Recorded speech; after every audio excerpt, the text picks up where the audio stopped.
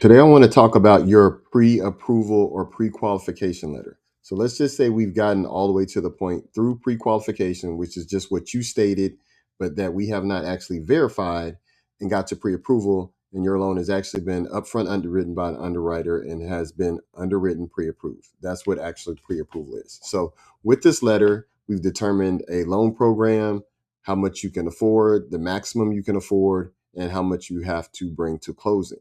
What most people do is they just like, oh, they told me the max that I can afford. Sometimes people look at the payment, believe it or not, they'll just be more concentrated on how much they can afford or not afford, and until they wrap their heads around that, then start looking for a home. But what you really should use this for is a game plan. And what I mean is a game plan, like you say, okay, I know I can afford $400,000, that I'm going to need $20,000 for down payment, or if I'm using a down payment assistance program, it's going to cover that, but I still need another $12 to $15,000 for closing costs. So when the game plan comes in is, how am I going to get those funds? Do I have those funds saved up already? Am I getting a gift? And what type of gift am I getting? Am I getting a gift from a relative? Is it a relative that is approved for the loan program I'm on? If you're going conventional, there's certain relatives you can get loan gifts from. If you're going FHA, there's certain relatives that you can get gifts from. Am I getting it from my job? Is there a local program that I'm going to try to use to get my down payment and my closing costs? So that's where most of it is. Most people can afford the payment that they want. The problem is that they don't have an idea of how to come up with a down payment, or they don't understand how fast that close date is going to come on to them, that they have to have the down payment. They're going to say, oh, we're going to save it up. So they'll be out looking for homes and everything. And then they'll find a home they like, maybe before they thought they would.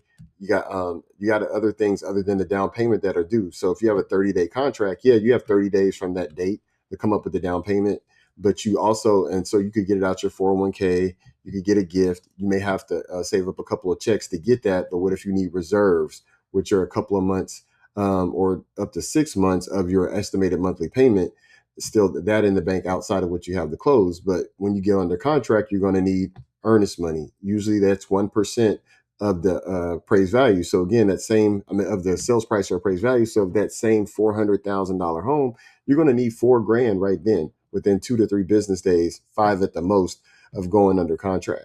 Then your realtor is going to want you to get an inspection, and then you're going to have an appraisal. So right there, you're probably looking at, on that $400,000 home, you're probably going to spend about $6,500 up front before you've even got to closing. So this is what I mean by with your pre-approval letter. So you want to get your pre-approval letter, review it, ask us any questions that you have, then skip a beat and sit down and say, hey, how are we going to come up with this? Do I have my earnest money? Should we go look at homes before I have my earnest money? Your agent would ask you, do you have earnest money? Because if you go out and you see a home on Wednesday, it most likely is not going to be available on Monday, because you're probably not going to be the only person that likes that home.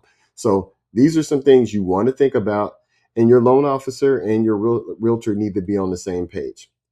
We can't disclose everything to your realtor. I mean, unless you give us permission to, or people, but you do want to sit down and maybe you guys have a conversation. Definitely emails and everything, like, hey, this is what they're working with. Yes, they're approved with this. Yes, they need this amount of money, but we also need reserves. So, you want to say, hey, I do have these other accounts. Maybe I didn't show you. And when it comes to that point with your loan officer, you want to let us know everything that you have as far as assets, and then we can let you know what we don't need. The stronger your file is, the faster you close and the easier your loan approval. Also, the better the communication is between your loan officer and your realtor, the better things are. So if you have any questions, you want to talk about a loan scenario, or if you're a realtor and you want to talk about your client's loan scenario and see if we can get them closed, you can reach me at 404-461-3172 or reggieloans.com. Talk to you soon.